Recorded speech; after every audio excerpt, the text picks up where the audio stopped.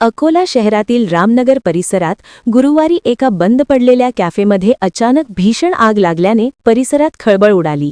सार्थक children hospital समोर असलेल्या 3 मजली इमारतीच्या तळमजल्यावर असलेल्या रोहित वडेवाला कॅफेमध्ये ही आग लागली।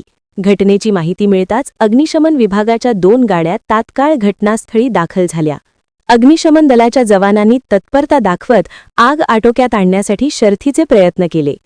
काही वेळाच्या प्रयत्नानंतर आग नियंत्रणात आणण्यात यश आले।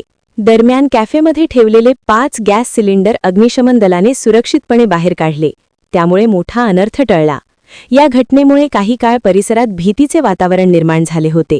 आग लागण्याचे नेमके कारण अद्याप स्पष्ट झाले नसून याबाबत अधिक तपास सुरू आहे।